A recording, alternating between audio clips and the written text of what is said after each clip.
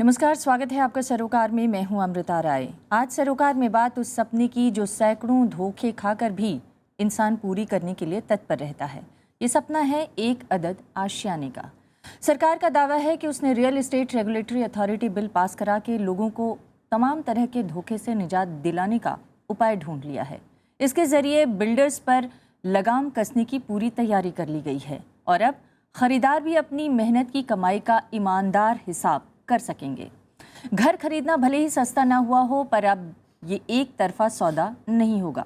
मकान बेचने वालों के भ्रामक विज्ञापनों से लेकर सभी पक्षों से जुड़े पाई का हिसाब अब ग्राहकों को मिलेगा।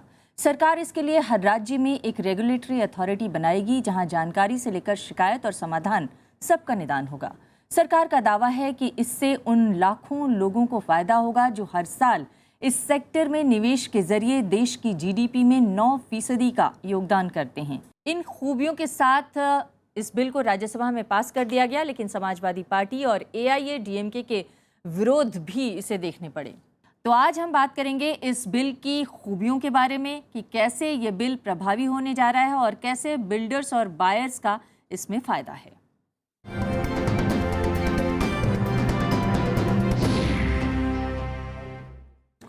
आज इस बिल पर चर्चा करने के लिए हमारे साथ हैं KC त्यागी। आप राज्यसभा में JDU के सांसद हैं और उस सेलेक्ट कमेटी के मेंबर भी रह चुके हैं जिसने कई दौर के इस बिल के सफ़र के बाद फाइनल इस बिल को मुकाम तक पहुंचाया। बहुत बहुत स्वागत है आपका। हमारे साथ हैं आनंद भास्कर रोपुलू, आप भी कांग्रेस पार्टी से राज्यसभा में सांसद हैं, और हमारे साथ हैं BJP की नेता प्रभात झा, आप भी राज्यसभा में सांसद हैं। आप तीनों पॉलिटिकल गेस्ट का मैं स्वागत करना चाहूँगी। और इसके अलावा हमारे साथ हैं आलोक कुमार, आप federation of apartment owners association के प्रेसिडेंट हैं और आपकी संस्था घर खरीदने वालों को कानूनी सहायता सहज उपलब्ध कराती है। इसके अलावा हमारे साथ हैं गौरव गुप्ता, आप जॉइंट सेक्रेटरी हैं क्रेडाई में और आपकी संस्था डेवलपर के अधिकारों की रक्षा और उनकी एकता के लिए काम करती है। और इसके अलावा हमारे साथ हैं PRS की प्रोग्राम एसोसिएट ट्रीना रॉय, आपका संगठन संसद की कार्यवाही और कानूनों पर नज़र रखता है। और इसके अलावा हमारे साथ हैं तमाम वो लोग जिन्होंने घरों का सौदा किया, ख़रीदा और कई बार धोखे खाए, कई बार उन धोखों से निजात के लिए तमाम लोगों के शरण गए, कोर्ट के अदालतों के दरवाजे गए, और आज हमारे यहाँ अपनी शिकायतों और अपनी शिकायतों के समाधान के साथ यहाँ पर मौजूद हैं। आप सभी का मैं स्वागत करना चाहूँगी। मैं अपनी चर्चा में आगे बढ़ूँ उससे पहले देखते हैं कि दरअसल इस बिल में क्या कहा गया है। Bill is need of the hour. The bill is need of the hour. I do agree there is still scope for improvement, but improvements can be done in future as and when we come to some definite conclusions and evolve a broad consensus. We can bring further changes also. Those in favor, please say aye. Aye. आखिरकार the real estate regulation and development bill Rajya Sabha में पास हो गया। As amended is passed. ये संभव हुआ क्योंकि कांग्रेस समेत ज्यादातर विपक्षी दलों ने सहयोग किया। This allowed the whole industry to get transformed. It allowed white money to come in, allowed people to buy, invest in an apartment right with their second paycheck. This kind of revolutionary impact is something that this bill will also have. कहा गया है कि नए कानून से flat खरीदारों और बिल्डरों सहित रियल एस्टेट सेक्टर के सभी स्टेक होल्डर्स को फायदा होगा। बिल के प्रावधानों के मुताबिक बिल्डरों को खरीदारों से लिए एडवांस पैसे का 70% हिस्सा एक अलग खाते में जमा करना होगा। सभी राज्यों में रियल एस्टेट रेगुलेटरी अथॉरिटी का गठन होगा।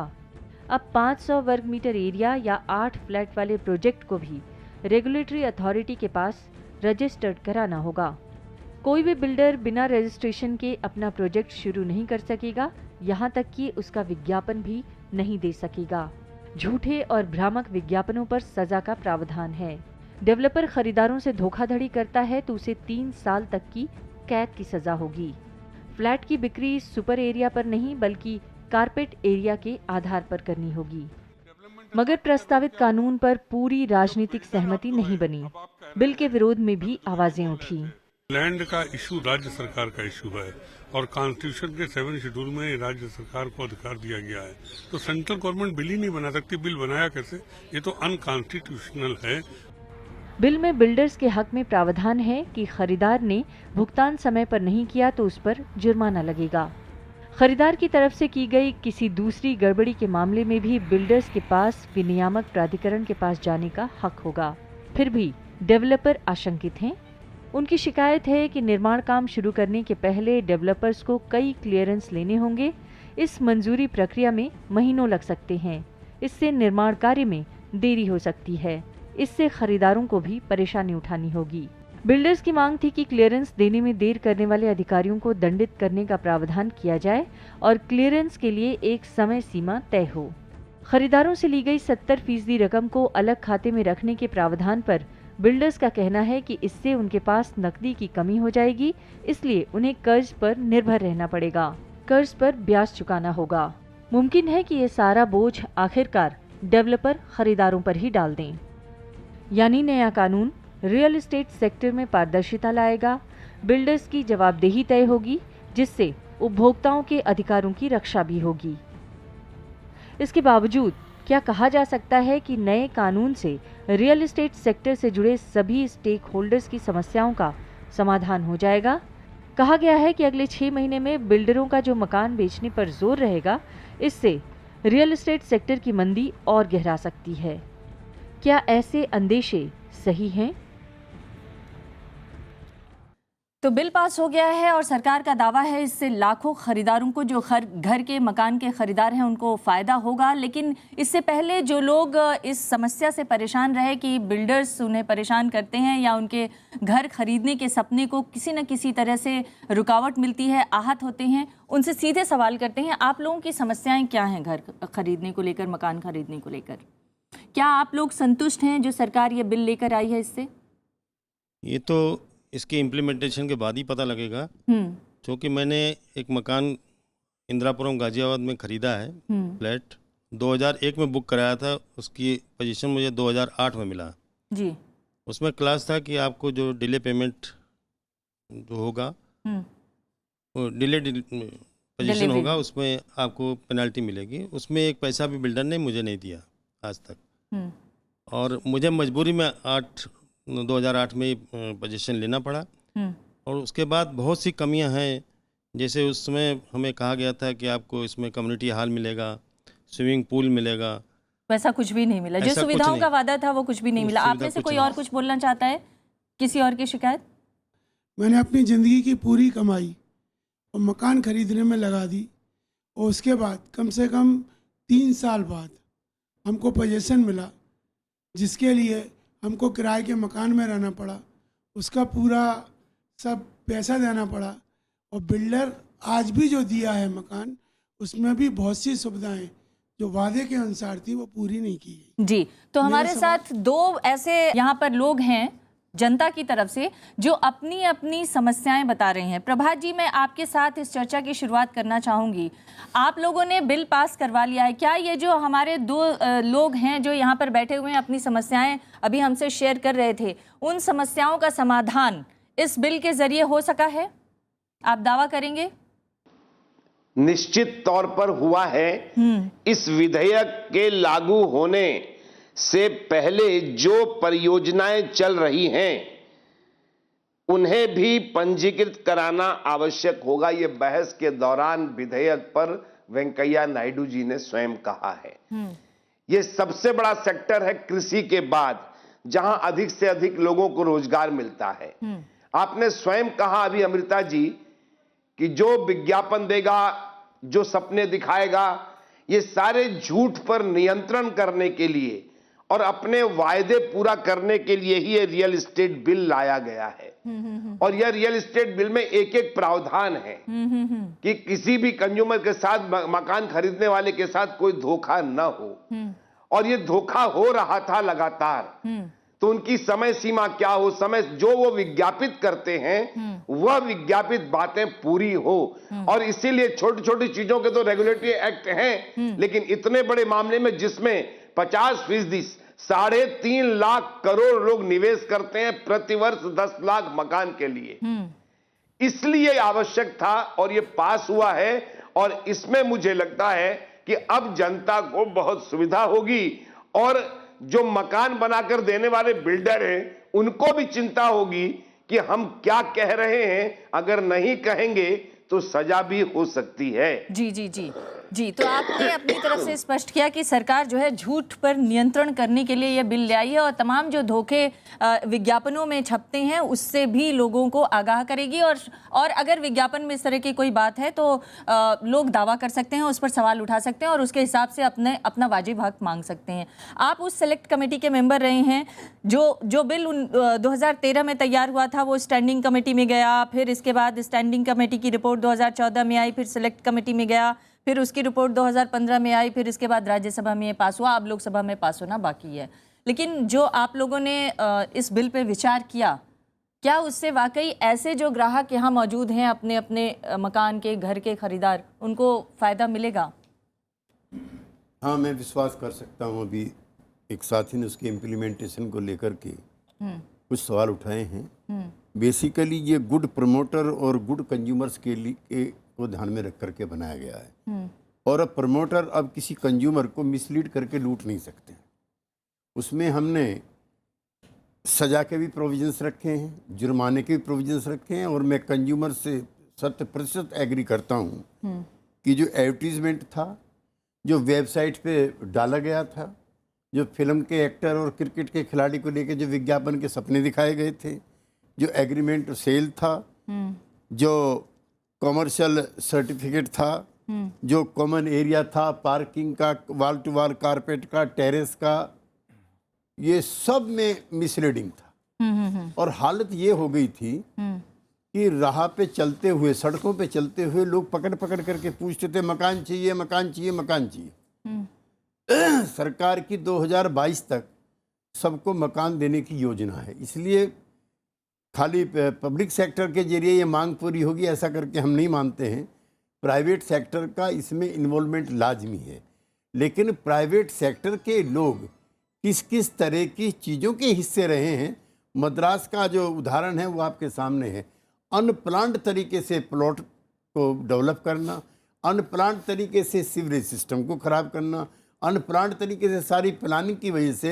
लेकिन और भी त्यागी जी, मैं आपको माफ़ कीजिएगा, रोक रही हूँ। आपने कहा कि ये जो नया बिल आया है इसमें सज़ा और जुर्माने का प्रावधान है। मैं ये जानना चाहती हूँ, क्या पहले ऐसा नहीं था? नहीं, अगर किसी कंज्यूमर ने अपनी ग्रेजुएटी, अपना पेंशन, अपनी उम्र भर की कमाई उसमें लगाई है, जैसे मेरे साथी बता रहे थे, उसके बावजूद भी अगर कोई किस्त देने में गड़बड़ है, उसके बाद इन्हीं पर जुर्माने का प्रोविजन था। अब हमने तय किया है कि जो तारीख प्रमोटर ने तय की है, अमुक तारीख तक अगर अमुक शर्तों के साथ आपने कंप्लीशन नहीं किया है तो जो प्रमोटर है उस पर भी जुर्माना होगा। ये पहली बार हुआ है। जी, भास्कर साहब, मैं आपके पास आना चाहूँगी।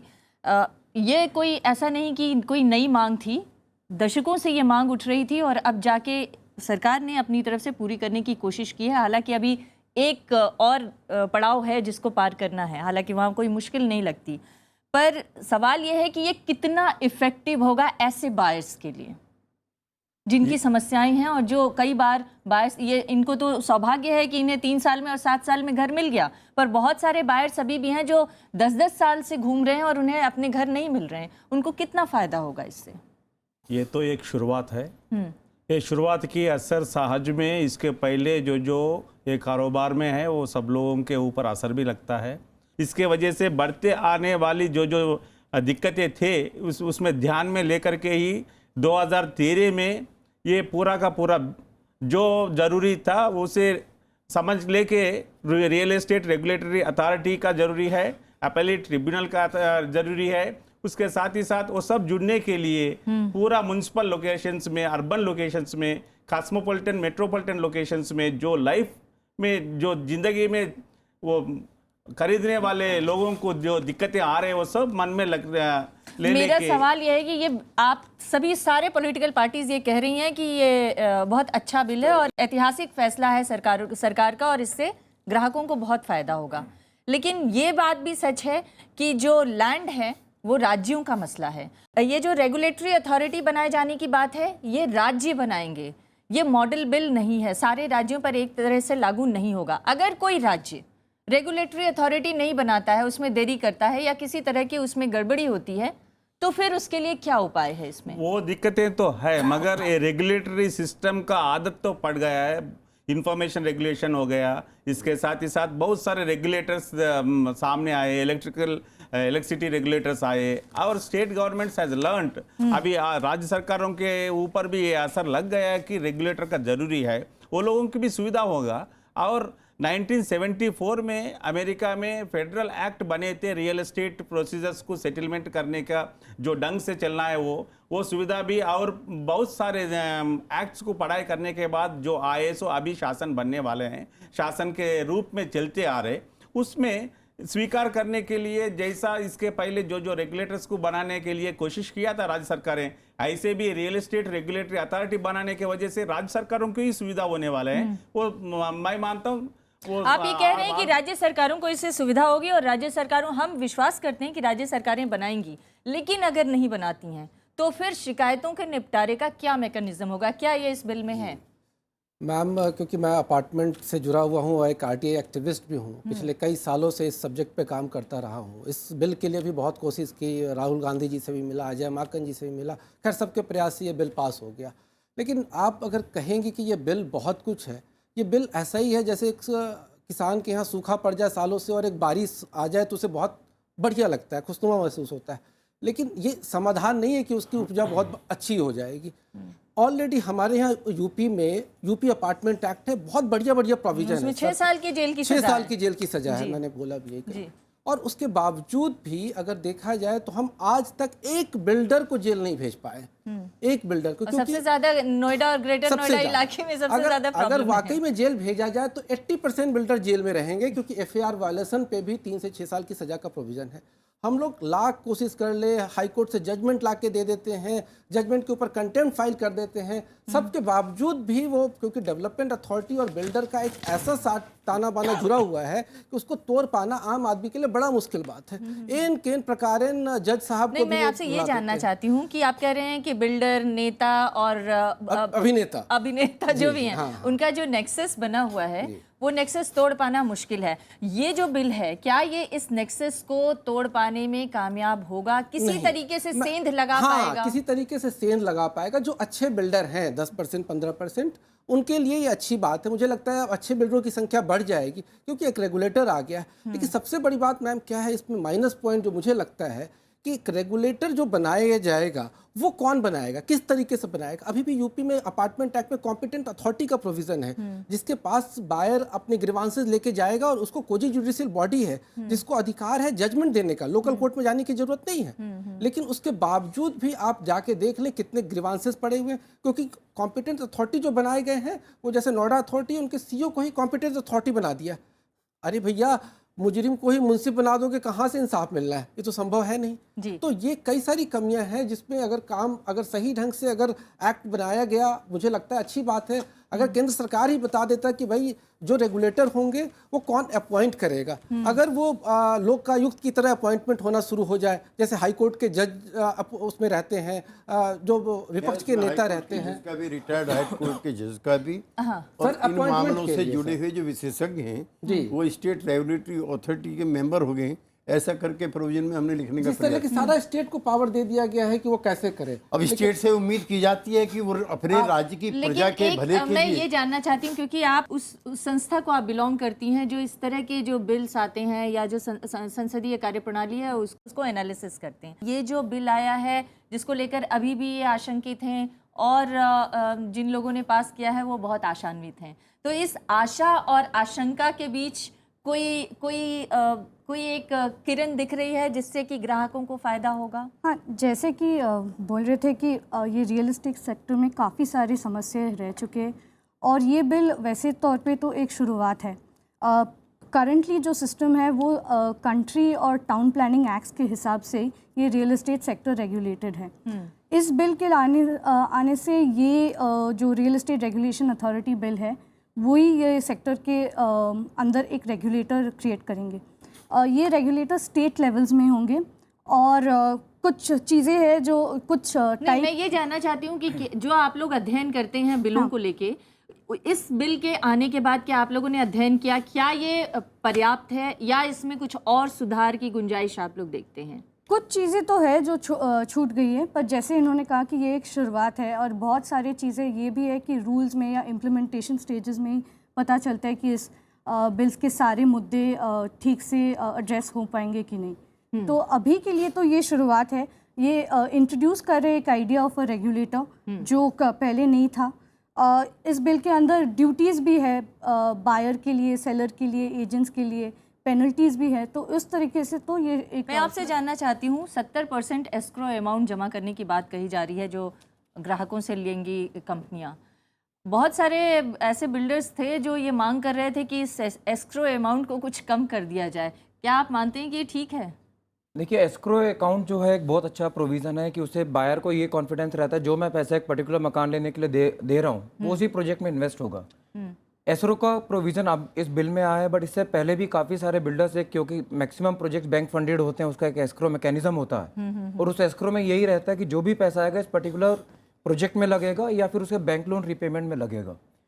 जो हमारी मांग थी इसको 70% से 50% कर दिया जाए, क्योंकि मैक्सिमम अमाउंट आज की डेट में लैंड का है और जब तक हम एक प्रोजेक्ट की अप्रूवल स्टेज में जाते हैं, सारी अप्रूवल आ जाती है, land is already fully paid up, तो उस अमाउंट को 70% एस्क्रो में रखने का इसलिए बेनिफिट नहीं है क्योंकि आपको already land fully paid up है। जो कंस्ट्रक्शन पे पैसा लगना है वो 50% एक मोर देन सफिशिएंट अमाउंट है, पर सरकार ने अभी इस बात को नहीं माना, 70% ही रखता। मुझे लगता है आने वाले समय में जब इस बिल में रीअलाइनमेंट्स होंगी, प्रैक्टिकल डिफिकल्टीज देखी जाएंगी, तो ये परसेंटेज घट के 50% हो जाएगी। मतलब आप अभी भी उम्मीद कर रहे हैं कि आपकी मांग पूरी हो जाएगी और ग्राहक इससे भले संतुष्ट हो या ना हो? देखिए, ग्राहकों को कैसे संतुष्ट करेंगे आप? हमारा एक अल्टीमेट ऑब्जेक्टिव इस बिल को लाने का क्या है कि सेक्टर रेगुलेट हो सके, जो बायर से कमिटमेंट करी गई है वो कमिटमेंट पूरी हो सके।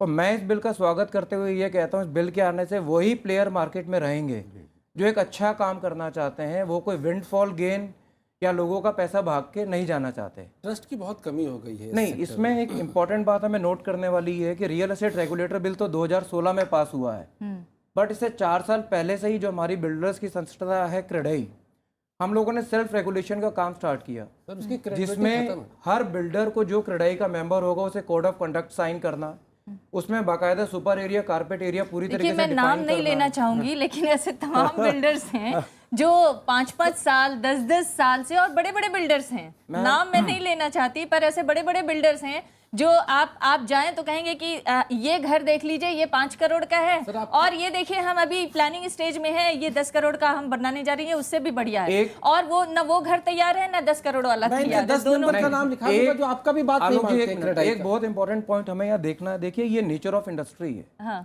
काफी सारे लोग यहाँ पे हैं, उन्होंने डीडीए से भी घर खरीदा होगा, गाजियाबाद डेवलपमेंट अथॉरिटी से भी लिया होगा, और जो तमाम हमारे देश में डेवलपमेंट अथॉरिटी हैं वहां से घर लिया है। उनके प्रोजेक्ट्स भी सालों साल डिलेड होते हैं, उनको भी आज तक डीडीए की जिन लोगों ने 1984 में स्कीम में अलॉट किया तो उन्हें आज तक नहीं दिया गया। So there are certain problems associated with the industry. उस प्रॉब्लम्स को अभी भी बिल में एड्रेस नहीं किया गया है। डेवलपमेंट अथॉरिटीज को इस बिल का पार्ट नहीं बनाया गया है। नहीं बनाया गया, हमने उनको कई मौक़ों पर डिसीजन मेकिंग में मुंबई में, एनसीआर में, मंगलुरु में, कोलकाता में हमने लोगों ने जाकर के जो डेवलपमेंट अथॉरिटीज थी उनके अधिकारियों को बातचीत का हिस्सा बनाया। नहीं बातचीत का हिस्सा बनाया, लेकिन उनको किस तरह से इस अथॉरिटी के साथ जोड़ा गया है। सवाल ये है कि उन जो अलग अलग राज्यों में, शहरों में जो डेवलपमेंट अथॉरिटीज हैं, उन डेवलपमेंट अथॉरिटीज को रेगुलेटरी अथॉरिटी के साथ किस तरह से क्लास आएगा मैम, ये क्लास आएगा। ऐसा है कि जो स्टेट की रेगुलेटर अथॉरिटीज बनेंगी, उसके अलावा जो राज्यों की जो अथॉरिटीज़ हैं या डेवलपमेंट कॉरपोरेशंस, उसको भी रियल एस्टेट के जो मालिक हैं वही संचालित करते हैं। कई राज्यों में ऐसा देखने के लिए आया। वहाँ अफसर कौन बनेगा ये भी यही लोग तय करते हैं। और छोड़िए, मैं 1-2 राज्यों का और 1-2 यूटी का जानता हूँ। सर तो रेगुलेटर भी वही तय कर देंगे। हाँ, हो सकता है। जब सब कुछ वही तय करेंगे तो फिर ग्राहक को उसका जो आपने वादा किया है वो कैसे पूरा होगा? अमृता जी, 1-2 राज्यों में हाउसिंग मिनिस्टर कौन तय होगा ये बिल्डर लोग भी तय करते, ये सच है। सर देखिए, ये तो एक पॉलिटिकल मुद्दा है। नहीं, लेकिन मैं अमृता जी, एक पॉइंट यहाँ पे कहना बड़ा जरूरी है। देखिए क्या होता है, मैंने जो डेवलपमेंट अथॉरिटीज को बिल में लाने की बात कही उसके पीछे रीजन क्या है, सबसे बड़ा रीजन सुनिए। आज की डेट में द्वारका एक्सप्रेसवे जो पिछले 8 से 10 साल से डेवलप हो रहा है, आप अगर कभी वहाँ जाके देखेंगे तो वहाँ पे आज की डेट में मकान बने हुए हैं, पूरी तरीके से फिनिश्ड हैं, बट वो एक घोस्ट मकान है, लोग उसमें रह नहीं सकते। इंफ्रास्ट्रक्चर की बात क्यों? क्योंकि गवर्नमेंट ने जो इंफ्रास्ट्रक्चर वहां तैयार करना था, जरूरी है, रोड देनी थी, सीवरेज देनी थी, लाइट देनी थी, वो नहीं है। कोई बाहर ये नहीं कहता कि गवर्नमेंट ने काम नहीं किया, वो कहता मेरे बिल्डर ने मुझसे धोखा कर दिया। तो जब तक ये डेवलपमेंट अथॉरिटीज नहीं आएंगी, आप अपनी कमजोरियों को गवर्नमेंट के माथे डालकर उसको छुपा थोड़े ही सकते हैं। अगर गवर्नमेंट की संस्था में कोई लूप होल है वो हो सकता है, लेकिन जो बिल्डर्स करते हैं उसकी मनमानी उसके आड़े में छुप नहीं सकती। नहीं अमृता जी, जब तक गुड़गांवा और द्वारका एक्सप्रेस वे कंप्लीट नहीं हुआ, आपने कम दामों में जमीन खरीद करके वहां पे मकान खड़े कर दिए, वो इस इंफ्रास्ट्रक्चर का नहीं था, तो आप क्यों गए वहां पर? सर पूरी ईडीसी जमा करी गई, जो गवर्नमेंट को एक्सटर्नल डेवलपमेंट चार्ज देना है। यही प्रॉब्लम हमारे राजनगर एक्सटेंशन में भी है, जहां हजारों करोड़ रुपया जीडीए को एक्सटर्नल डेवलपमेंट चार्ज के रूप में दे दिया गया, बट आज भी वहां सीवरेज ट्रीटमेंट प्लांट स्टार्ट नहीं है। और जब भी हम जाते हैं, एक हमें डेडलाइन मिल जाती है 6 महीने की, उसमें where the builders are at fault. हर इंडस्ट्री में ब्लैक शीप होती है, चाहे वो आपका बैंकिंग हो, चाहे वो अथॉरिटी के खिलाफ आवाज ही नहीं उठाते हो कभी। ये मिली भगत है, कैसे उठा सकते हैं? हाँ प्रभात जी, अथॉरिटीज का वाइस चेयरमैन कौन होगा तो ये तय करते हैं ना।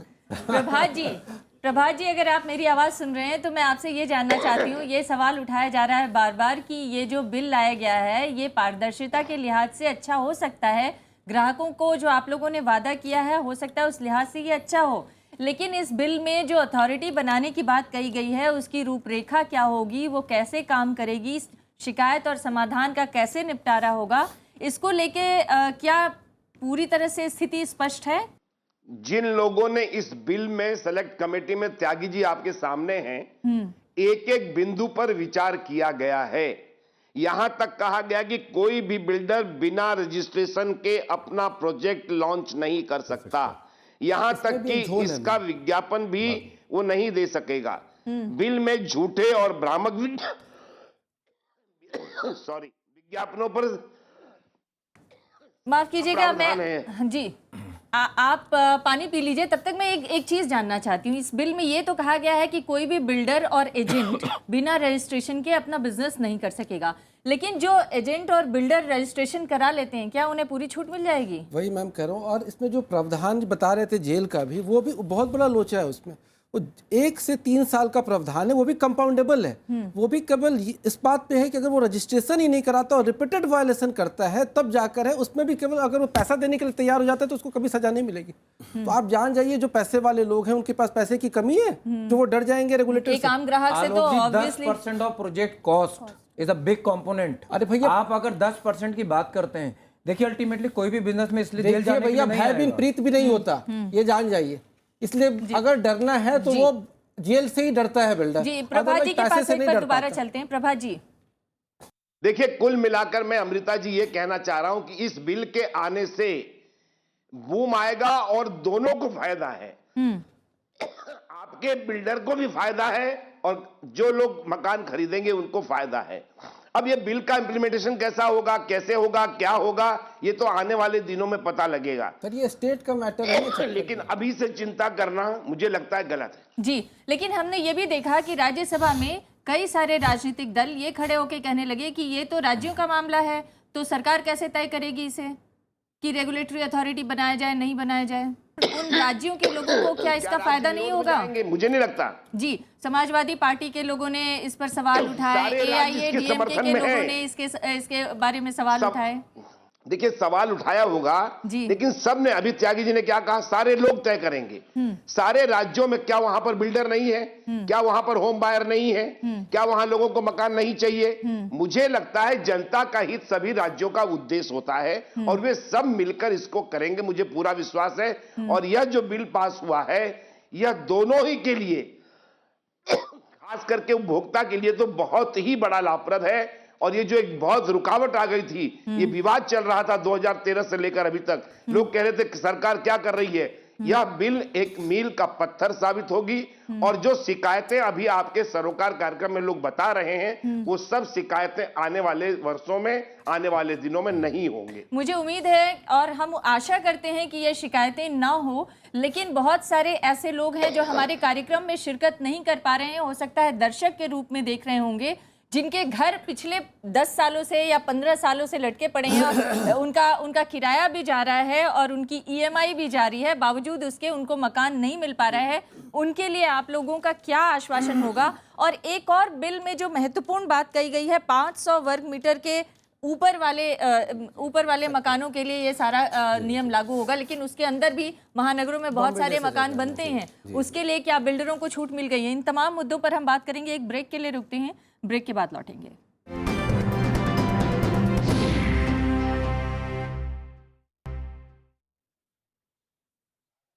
गौरव जी, अभी आप कह रहे थे कि आप अकेले पड़ गए हैं इस पूरी बहस में, इसलिए मैं आप ही से शुरुआत करना चाहती हूँ। ये जो बार बार कहा जा रहा है कि इससे पारदर्शिता आएगी पूरे इस कारोबार में, व्यापार में, इस पारदर्शिता से आप लोगों को ईमानदार व्यापार करने में कितना मदद मिलेगी? देखिए, बिल के आने से फ़ायदे काफ़ी सारे रियल एस्टेट इंडस्ट्री को है। सबसे बड़ा फ़ायदा इसका ये है कि जब एक रेगुलेटर होगा तो इससे इस इंडस्ट्री में इंस्टीट्यूशनल मनी का फ्लो बढ़ेगा, FDI का फ्लो बढ़ेगा, जिससे कि जो आज की डेट में बिल्डर्स को लिक्विडिटी क्रंच है, ये लिक्विडिटी क्रंच दूर होगा। लिक्विडिटी क्रंच है क्यों? जब सारे लोगों से पैसा आप ले लेते हैं ग्राहकों से, तो फिर लिक्विडिटी क्रंच आता क्यों? पहले दिन जो है वो सारे मकान नहीं बन जाते। आज की डेट में मार्केट जो है वीक मार्केट है। हाँ। बैंक्स आज के RBI दिन में है, लेकिन जिस दिन से बूम है उस समय से तो कोई नहीं आप इस बात को समझिए, RBI गाइडलाइंस के हिसाब से लैंड फंडिंग जो है बैंक्स नहीं करते हैं। हाँ। दूसरी बात, इंफ्रास्ट्रक्चर स्टेटस ना होने की वजह से हमारी कॉस्ट ऑफ फंडिंग बहुत ज़्यादा है, जिससे कि प्रोजेक्ट की कॉस्ट बढ़ती है। तीसरी बात, जब ये बिल आ गया है तो इस इंडस्ट्री में कंपटीशन भी कम होगा, क्योंकि वही लोग जो एक ईमानदार और सच्चा काम कर सकते हैं वो इस इंडस्ट्री में रहेंगे। और मेरे को एक जो सबसे बड़ा इस बिल का फायदा रखता है कि डेवलपर अपना प्रोजेक्ट थोड़ा बनाने के बाद ही उसको मार्केट में लॉन्च करेगा, चाहे उसको वो थोड़ा महंगा लॉन्च करे। जो आदमी आज की डेट में संकेत दे रहे हैं कि अब घर खरीदना और महंगा होने जा रहा है। मैं ये कह रहा हूँ, आपकी सप्लाई में इससे फर्क पड़ेगा। जब ये बिल आ जाएगा, आज की डेट में हर कोई जो भी रियल एस्टेट इंडस्ट्री का काम करता है, एक एंट्री बैरियर लग जाएगा कि आप, अगर आपको इस सेक्टर की नॉलेज है, आप इस सेक्टर्स के जो रेगुलेटरी अथॉरिटी के मापदंड को पूरा कर सकते हैं, तभी आप रियल एस्टेट इंडस्ट्री में आएंगे।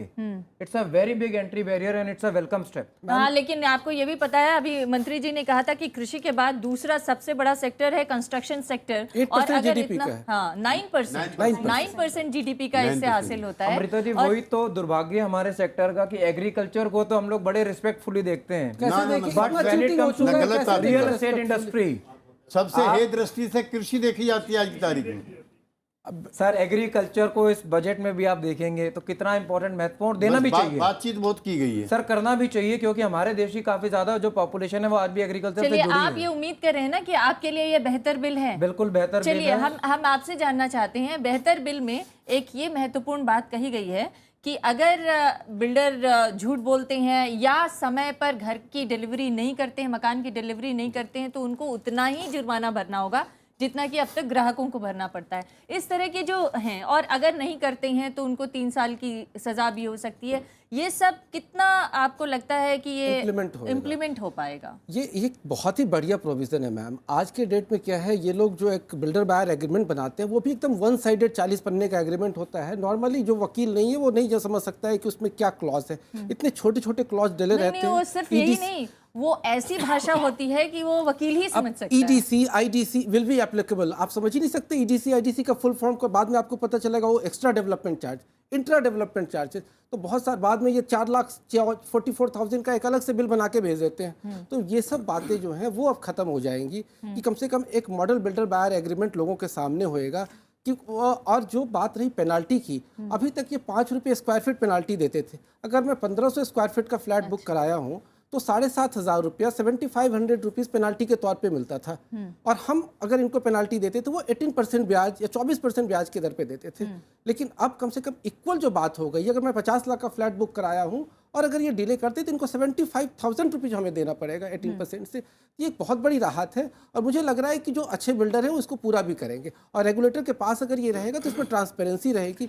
और अगर कानून जानना चाहती हूँ, ये सब तो ठीक है, लेकिन ये जो 40 पन्ने का वो जो बिल्डर बायर एग्रीमेंट होता है, क्या आप लोगों ने, जब मैं आपसे पूछना चाह रही हूँ त्यागी जी, जब आप लोगों ने इस बिल पे स्टडी की तो क्या इसको कुछ छोटा करने का प्रावधान नहीं बनाया? क्योंकि बड़ा मुश्किल होता है वो 40 पन्ने का पढ़ना, तरह की आम ग्राहक को तो समझ से बाहर है। एक तो मैं गौरव जी को बताना चाहता हूं कि जो गुड प्रमोटर हैं, गुड बिल्डर हैं, उनकी बल्ले बल्ले होने वाली।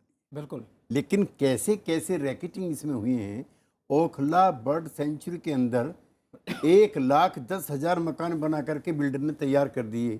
एनजीटी से कोई परमिशन नहीं ली, मामला एनजीटी में गया, उसमें भी 90,000 जो मकान थे उनको तो छोड़ दिया, 20,000 जो मकान खरीदने वाले लोग थे उनको न पोजीशन मिला, न आने वाले समय में मिलेगा। जेपी में हालत खराब है लोगों की। अच्छा, अनऑथराइज तरीके से जो सारा सब कुछ किया जा रहा था। एक और आपकी जानकारी बढ़ाने के लिए मैं कहना चाहता हूँ, 25 रियल इस्टेट कंपनियां हैं, इसमें भी एनपीए घुस गया है, जिन पर जो है 30,000 करोड़ रुपए का डेप्ट रिस्क है।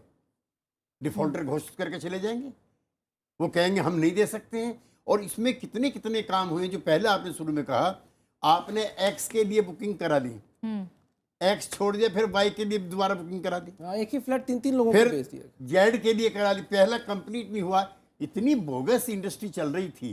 मैं मानता हूँ तो ये जो धोखाधड़ी हो रही थी, इसको कंट्रोल करने में मदद मिलेगा या क्या ये धोखाधड़ी से लगाम लगेगा? देखिए, जो अच्छे बिल्डर हैं, मैं यकीन करता हूँ इन पर, ये मेरे शहर के भी हैं और से अच्छे नागरिक हैं, इन लोगों के लिए इसमें कोई दिक्कत नहीं है। फ्रॉड लेकिन दिक्कत, प्रॉपर्टी डीलर क्या करते थे, वो मौके पे जाते थे, जब कागज है तो प्लॉट नहीं है, प्लॉट है तो उसका कागज नहीं है। ये मजाक था प्रॉपर्टी डीलर्स के बारे में। एक एक का प्रॉपर्टी डीलर का अब रजिस्ट्रेशन होगा, कोई गलत काम करेगा 3 साल की सजा होगी। जब ऐसे रास्ते दिखाए जाएंगे तो दूसरे लोग भी उस रास्ते को फॉलो कर लेंगे। बुरा है ये। तो नहीं, तो फिर ग्रीन ऐसे गुनाहों के लिए इसमें क्या सजा है? अमृता जी, इस समय जलवायु परिवर्तन और जो शहरों के कस्बों के जो बिगड़ते हुए माहौल हैं, मैं पिछले दिनों पार्लियामेंट की अपनी एनेक्सी में गया, मुझको खांसी थी 3 दिन से, जैसे प्रभात झा जी को हो रही है। उसमें बताया 150 MP इसी बीमारी के शिकार, इनको दमा भी हो सकता है, लंग्स की प्रॉब्लम हो सकती है। तो एनजीटी बनाया किस लिए आपने, ग्रीन ट्रिब्यूनल बनाया किस लिए आपने? अब अगर उन्होंने श्री श्री रविशंकर जी के लिए भी कानून बनाया था तो मैं बहुत रेस्पेक्टफुली कहना चाहता हूँ, मैं भी धर्म कर्म वाला आदमी हूँ, आर्ट ऑफ लिविंग बढ़िया चीजें हैं, लेकिन उसको ओबे करना चाहिए था।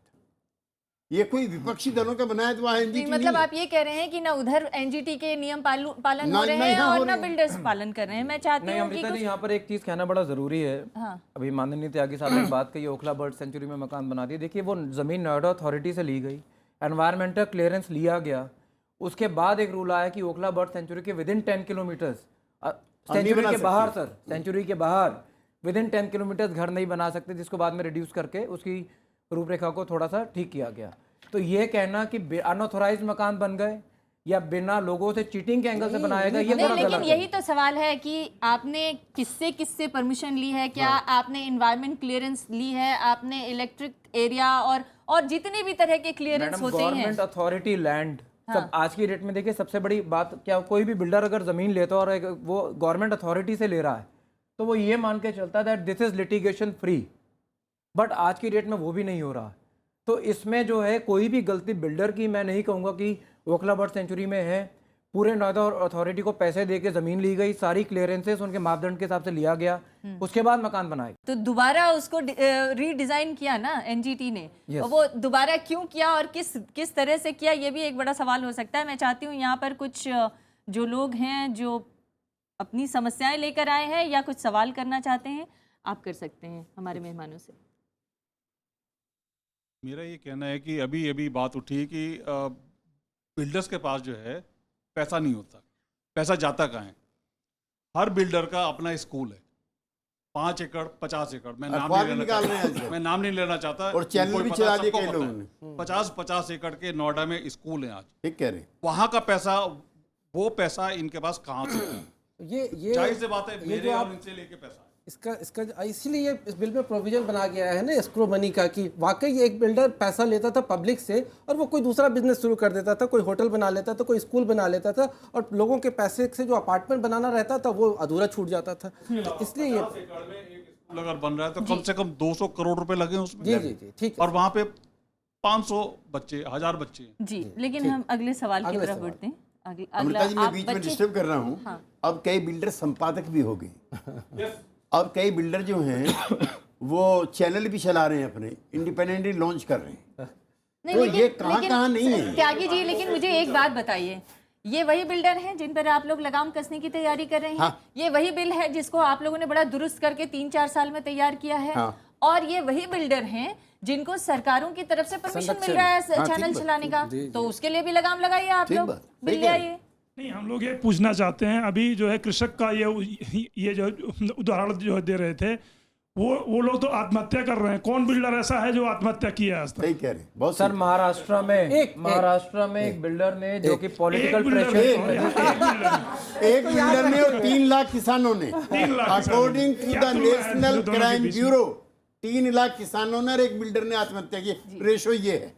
मैम एक क्रेडाई से ये है, एक बहुत जरूरी बात मैं कह दूं कि क्रेडाई के जितने सारे लोग मुझसे मिलते हैं वो कहते हैं कि अच्छे बिल्डर से आप मकान खरीदिए, आप लोग क्यों गलत बिल्डर से खरीदते हैं। मैं एक बायर की तरफ से एक अनुरोध करना चाहता हूं, क्योंकि मुझे रोज कोई ना कोई लोग आते हैं और मुझे फोन करते हैं, SMS करते हैं। आप एक अच्छे बिल्डर्स का क्रेडाई के वेबसाइट पे एक लिस्ट लगा दीजिए कि आम लोगों को पता रहे कि ये बढ़िया बिल्डर है भैया, बाकी चोर और लोग आलोक अलग जी हैं। ऐसा है, देखिए क्या होता है जब हम लोग एज अ कस्टमर मकान खरीदने जाते हैं तो उसका क्राइटेरिया सबसे इंपॉर्टेंट प्राइस बन जाता है। आप एक लिस्ट तो लगाइए। सर आप सुनिए, आज की डेट में क्रेडाई की वेबसाइट के ऊपर सारे मेंबर्स मेंशन्ड हैं। ये जो है ये जिम्मेदारी ग्राहक के ऊपर छोड़ दीजिए कि वो प्राइस किस प्राइस में क्या खरीदना चाहता है। अगर एक ज्यादा सस्ते के चक्कर में जाएंगे तो धोखा होने के चांसेस ज्यादा है। हमारी नहीं, लिस्ट नहीं, ऑलरेडी है। आप अपनी लिस्ट जारी कर दीजिए ईमानदार लोगों की, बाकी जनता डिसाइड कर हमारी लिस्ट ऑलरेडी काफी वेबसाइट पर सारे है। बेईमान बिल्डर है उसमें तो। देखिए जो कोड ऑफ कंडक्ट साइन और क्रेडाई का एक अपना कंज्यूमर ग्रीवेंस रिड्रेसल फोरम भी है, जिसके अंदर आज की डेट में भी जो 1 महीने में जो रिटायर्ड सुप्रीम कोर्ट जज कह देते हैं कि वो बिल्डर मेरा बात ही नहीं मान रहा। सर ऐसा नहीं है, जो बात नहीं मानता उसे क्रेडाई की मेंबरशिप से टर्मिनेट कर दिया जाता है। आपको अब बैठ के डिस्कस आनंद भास्कर जी आप कुछ बोलना चाहते हैं? अमृता जी, जो मुद्दे सामने आ रहे हैं वो सबका समाधान ये नरम सा इतना छोटी सी शासन से होने वाला थोड़ी है। ये सिर्फ शुरुआत है और इसके पहले मोटे मोटे पैसे जमा होकर के बस ये सब बहुत बड़े घोटाला है। पूरा भारतवर्ष में जहाँ भी देखो, जहाँ भी कॉस्मोपॉलिटन सिटी है, वहाँ तो ये लड़ाई, ये झगड़ा इतना डीपन हो गया है कि कोई भी शासन, कोई भी सत्ता उसको निपटाने का, उसको समाधान निकालने का अंदाजा नहीं है। मगर इसके साथ ही साथ मैं एक आशा जताना चाहता हूँ, क्योंकि जब इलेक्ट्रिसिटी रेगुलेटर बनते समय पे बहुत सारे मुद्दे सामने आए थे, उसके बाद आप 10 साल हो गए, 10 साल के बाद एक इलेक्ट्रिसिटी रेगुलेटर का जो इस्तेमाल हो रहा है उसके वजह से जो ग्राहक है, उजला का बिजली का ग्राहक है, वो लोगों को कितना कितना सुविधा हो रहा है, वो ऐसी ही तरीके से ये रेगुलेटरी अथॉरिटी काम करने के लिए लायक होंगे। इसीलिए ये शुरुआत में हम सब एक ही दम ये नरम सा शासन से हम हासिल कर सकते हैं बोल के हम थोड़ा चिंता करना है। इसके साथ ही साथ इसके पहले जो प्रॉब्लम है, जो जहाँ इमारत बनके यहाँ दिक्कत के वजह से वो खड़े हो गए हैं, उसका समाधान तो ये शासन नहीं निपटाएगा नहीं। अमृता जी, मतलब सरकार मैं चाहती हूँ कुछ लोगों के और सवाल ले लें। हाँ। सरकार ने 2022 तक सबको मकान देंगे ऐसा करके घोषणा किया है। ये प्रोजेक्ट, ये योजनाएं, ये सपना बगैर क्रेडाई के, बगैर आप लोगों के पूरा नहीं हो सकता है। इसलिए जो अच्छे प्रमोटर्स हैं, आप जैसे लोग, उन पर बड़ी जिम्मेदारी भी है। और हम सरकार में जब ये आएगा तो डिस्कशन के लिए भी हम चाहेंगे ये सिंगल विंडो सिस्टम हो, आपको अधिकारियों यहाँ चक्कर ना काटने पड़े, बैंक अथॉरिटीज आपके साथ जाती ना करें, और किसी तरह की भी आपको हरेसमेंट ना हो। हालांकि इस बिल में कहा गया है सिंगल विंडो क्लियरेंस की बात तो कही नहीं है, लेकिन मैं यहाँ पे लोगों से सवाल लेना चाहती हूँ, आपके सवाल का जवाब देंगे। हाँ। मैम, इसमें समस्या, इस एक्ट में समस्या के समाधान की बात की गई है, पर क्या कोई टाइम फ्रेम बनाया गया है जिसके बीच में अथॉरिटी या ट्रिब्यूनल जो भी है वो क्या समस्या का समाधान में कोई टाइम फ्रेम बनाया गया है कि जिसमें इनको समाधान करना ही पड़ेगा? इसमें जो अथॉरिटी बनाई गई है, दिक्कत को हासिल करने के लिए टाइम फ्रेम है, टाइम लाइन में भी अभी 20-20 साल से लोक मुकदमे, एक फौजी हमारे पास है हमारी कमेटी के सामने कि मैं 71 के युद्ध में जीता, मैं कारगिल में जीता, लेकिन इनसे हार गया। 22 साल से उसको मकान नहीं मिला है, और सबसे बड़ी कंपनी है नोएडा की। इसलिए हमने जो रेगुलेटर अथॉरिटी बनाई है, ये बहुत जल्दी विदिन 6 मंथ और समथिंग लाइक दैट उसको पूरा करेंगे। मेरा क्वेश्चन है मिस्टर गौरव से कि अभी जस्ट यू टोल्ड दैट कि इन द बिल एंट्री मुश्किल हो जाएगी न्यू प्रमोटर्स की, न्यू डेवलपर्स की, तो जो ऑलरेडी मार्केट में, क्या वो डोमिनेंट पोजीशन पे नहीं आ जाएंगे? They will not misuse their already existing resources with the consumers. देखिए जो बिल के प्रावधान है, मैंने जो कहा कि कंपटीशन कम हो जाएगा। अभी रियल एस्टेट इंडस्ट्री में कोई एंट्री बैरियर नहीं है, जिसके पास भी स्पेयर मनी है, कुछ है, 4 ब्रोकर भी मिलके एक बिल्डर बन जाते थे। तो इस बिल के आने के बाद वही लोग इस सेक्टर में काम करेंगे जिन्हें इस सेक्टर की पूरी नॉलेज है। कंपटीशन ज़रूर अच्छे प्रमोटर्स के बीच में आएगा, सप्लाई डेफिनेटली कुछ कम होगी, बट एक ट्रांजिशन पीरियड होगा जिसके बाद चीज़ें सारी स्टेबलाइज हो जाएंगी। एक हमें चीज़ जो और इम्पोर्टेंट यह कहना ज़रूरी है कि जो रियल एस्टेट रेगुलेटरी अथॉरिटी होगी वो बाकी रेगुलेटर से डिफरेंट होगी, चाहे वो आपकी सेबी हो, चाहे वो आपका इलेक्ट्रिसिटी रेगुलेटर हो या वो IRDA हो, क्योंकि कोई भी रेगुलेटर ऐसा नहीं है जो इतने सारे लोगों से और इतने सारे लोगों की समस्याओं को देखेगा।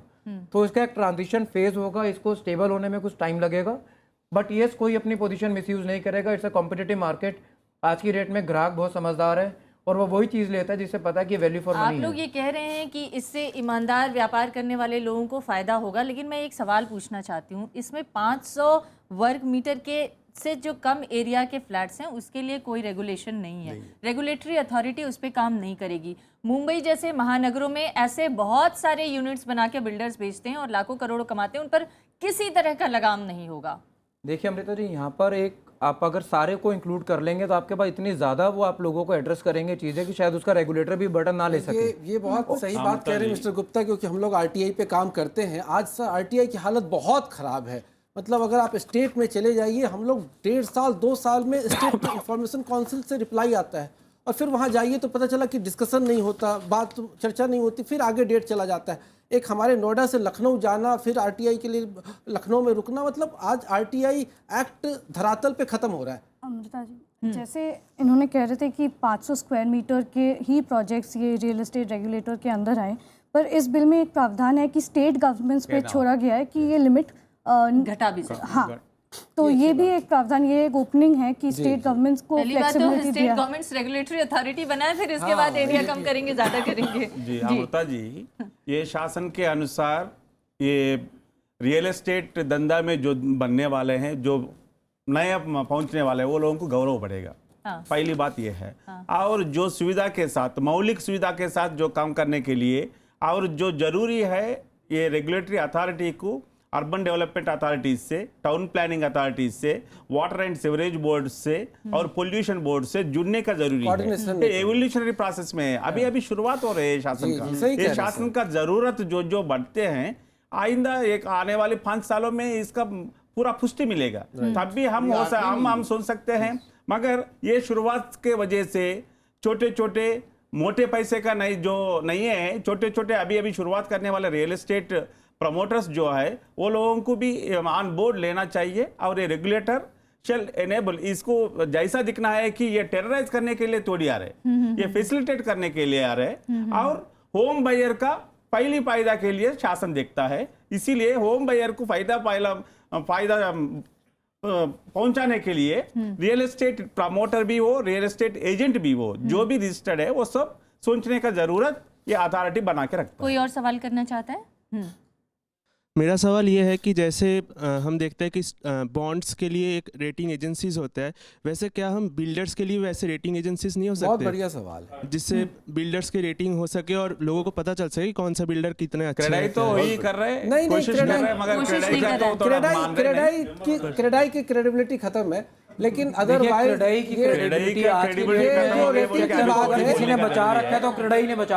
रेटिंग की जो बात है, ये बात बहुत ही जस्टिफाइड है आपकी। हम लोग आपस में कई फेडरेशन, अभी हम लोग फाइट फॉर एरा के लिए जब काम कर रहे थे तो इंडिया में बॉम्बे से, हैदराबाद से, बैंगलोर से, कलकत्ता से सारे वहाँ के AOA के लोग आए हुए थे, एसोसिएशन के। हम लोगों ने ये बात रखी है आपस में कि क्यों ना हम पब्लिक की तरफ से एक इस तरह से कोशिश करें और एक रेटिंग दी जाए अच्छे बिल्डरों की कि ये 5 स्टार, ये 4 स्टार, जिससे आम लोगों को पता लग सके। अथॉरिटी भी कर सकते हैं, रेगुलेटर अथॉरिटी बिल्कुल कर सकते हैं। और क्रेडाई का तो इतना गलत इल्जाम वो लोगों के ऊपर जाने का जरूरी नहीं, मगर वो लोगों का आपस का संगठन है ना, उसमें आपस में जो नियम बनाता है वो ही टूटता है, इसीलिए वो लोग कर रहे हैं। इसीलिए सरकार अभी सामने आ रहे, शासन के रूप में आ रहे, इससे फायदा हो जाएगा। प्रभात जी, मैं एक आखिरी क्वेश्चन आपसे करना चाहती हूँ। एक बेहतर बिल है जिसको लेकर बहुत सारी उम्मीदें और आशाएं हैं, लेकिन बहुत सारे सवाल भी हैं। सवाल ये है कि उपभोक्ताओं को कब से इसका फ़ायदा मिलेगा, कितना फ़ायदा मिलेगा, जो बिल्डर्स हैं उनके ऊपर किस तरह से लगाम लगाया जा सकेगा, जो संस्थाएं बनाने की आप बात कर रहे हैं वो संस्थाएं कैसे बनेंगी, उसकी रूपरेखा क्या होगी, कौन लोग उसको हेड करेंगे, राज्य सरकारें मानेंगी कि नहीं मानेंगी, बिल्डर्स के लिए कोई एक रेटिंग एजेंसी क्यों नहीं बना दी जाती है, ऐसे तमाम सवाल हैं जो बार बार पूछे जा रहे हैं। तो क्या हम उम्मीद कर सकते हैं कि जल्द ही इन सब का जवाब मिलेगा आप लोगों की तरफ से? सबसे पहली बात अमृता जी कि अब वे ही बिल्डर चल पाएंगे जो बिल्डर ईमानदारी से काम कर पाते हैं। छोटे छोटे गिरोह बनाकर लोगों को ठगना और भाग जाना, ये जो करते थे, और मकान आसियाना, ये सबकी जिंदगी की जरूरत होती है। हर आदमी चाहता कि छोटा ही सही मेरा अपना मकान हो, बेटा ये कह सके कि मेरे पिताजी ने मकान खरीदा है, मेरे पिताजी ने फ्लैट खरीदा है। सबसे बड़ी बात है कि देश में इस तरह का बहुत बड़ा एक मामला खड़ा हुआ जिस पर विश्वास हटता जा रहा था, और जैसे अभी आपके पैनल में लोग कह रहे हैं कि वे ही जिंदा रह पाएंगे, वे ही चल पाएंगे जो ईमानदारी से काम करेंगे। बात रही बिल की शुरुआत हुई है, आपने जितने सवाल किए वो बहुत जल्दी लागू होंगे और उपभोक्ताओं को, होम खरीदने वालों, घर खरीदने वालों को इसका पूरा पूरा फायदा होगा। जी, सरकार को ये उम्मीद है कि हम जो भी समस्याएं हैं उसका समाधान निकालेंगे और जो वादा किया है अपने उपभोक्ताओं के साथ या ग्राहकों के साथ उसका फायदा मिलेगा।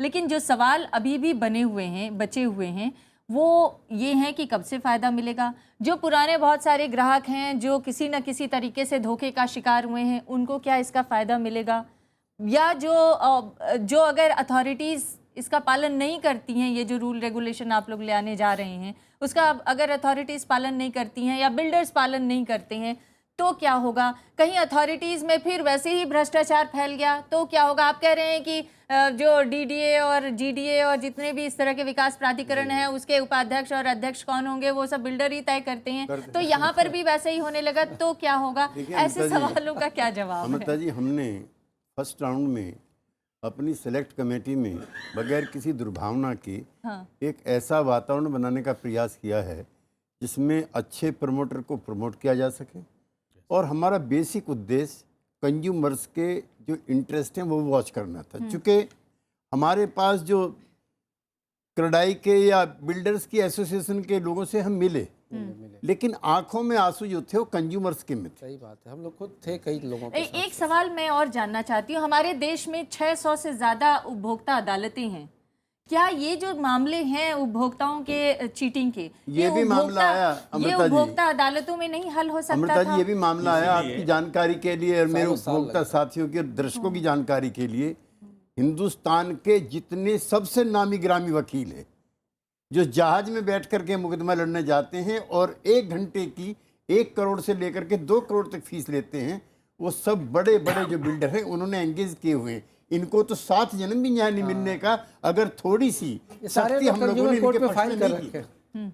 मगर अगर हम इतने सख्त नहीं होते, इनमें से किसी के बस के नहीं है ऐसे नामी ग्रामी वकील, उसके लिए मुकदमे की 20-20 साल से मुकदमे चल रहे हैं। नहीं, हम लोग खुद मैम सुप्रीम कोर्ट में जब लड़ रहे थे, डॉक्टर राजीव पहला हमारा कंज्यूमर इंटरेस्ट को, और अगर ये मान लिया मार्केट में नहीं आएंगे, रेगुलेटरी अथॉरिटी बन जाएगी तो ये लाखों करोड़ों की फीस और मुकदमे इन सब से छुटकारा मिल जाएगा। ये होली बुक नहीं है, this is not holy Gita और कुरान। ये हमने प्रयास किया है कंज्यूमर के इंटरेस्ट वॉच करने के लिए, और मैं अपने क्रेडाई के साथियों को कहना चाहता हूँ, बिना इनके सहयोग के 2022 का सरकार का सपना पूरा नहीं होगा। सबको घर मिलना चाहिए, लेकिन आशियाने को बनाने की चाहत में, इच्छा में उसकी उम्र भर की पूंजी लुट जाए, ये अब हम नहीं होने देंगे। ऑडी खरीदने में नहीं लगाओ पैसा बस। जी, रियल एस्टेट शासन का जो परिणाम है, रियल एस्टेट रेगुलेटरी अथॉरिटी के साथ ही साथ अपीलेट ट्रिब्यूनल बनने वाले हैं, और उससे भी पूरा समाधान निकलने वाले नहीं, मगर कंज्यूमर कोर्ट्स के ऊपर जो प्रेशर है वो कम हो जाएगा, और ये स्पेसिफाइड ट्रिब्यूनल्स है उसके ऊपर जो ध्यान दे सकते हैं वही ट्रिब्यूनल में बैठने का कोशिश सरकारें करना है, और राज्य सरकारों का बहुत महत्वपूर्ण भूमिका भी होता है, तब भी ये रेगुलेटरी अथॉरिटी का जो असली ढंग से चलने का मौका होता है उसके बाद ही। मगर जो त्यागी जी बता रहे, वो मोटे घोटाला का जो असर है ये शासन से निपटने वाला तोड़ी है, मगर साथ ही साथ ये शासन सिर्फ भाजपा का ही नहीं, हर पार्टी का, पार्टी हर सबने दल इकट्ठे का, लिखी हर है। दल का ये यूनानिमस डिसीजन है। और जो होम बायर्स है पूरा और नागरीकरण का, पटनीकरण का जो जो आगे आए सो जो मुद्दे हैं उसका नतीजा है गेटेड कम्युनिटी, उसका नतीजा है आप लोग ये समझ रहे हैं, आप लोग ये समझ रहे हैं कि आपने एक बहुत ही उपभोक्ता फ्रेंडली बिल बना दिया है और उससे प्रयास किया है और उससे उपभोक्ताओं को फायदा होगा। लेकिन अभी भी ये एस्क्रो अमाउंट को लेकर अभी भी होपफुल हैं कि ये 70% से घटाकर 50% हो जाएगा। चाहिए वो नियम आपका लास्ट भरोसा कमेंट, बढ़ेगा, आपका वो भरोसा बढ़ाने का चीज है वो। देखिए रेरा एक वेलकम स्टेप है और इसके आने से जो मैं चाहता हूं जो हमारे बायर्स हैं, कंज्यूमर्स, उनका कॉन्फिडेंस जो है वो रियल एस्टेट के ऊपर बढ़े। अगर ये हमारा ऑब्जेक्टिव अचीव हो जाता है तो रेरा की बहुत बड़ी जीत होगी। जी, लेकिन आप लोग को ये तो नहीं लग रहा है ना कि कहीं कंस्ट्रक्शन बिजनेस जो है हतोत्साहित होगा इस तरह के कड़े कानून से? देखिए ट्रांजिशन फेज होगा, कुछ समय होगा जब बिल्डर्स को भी इसको समझने में थोड़ा सा टाइम लगेगा, कुछ सप्लाई पे डेफिनेटली फर्क पड़ेगा।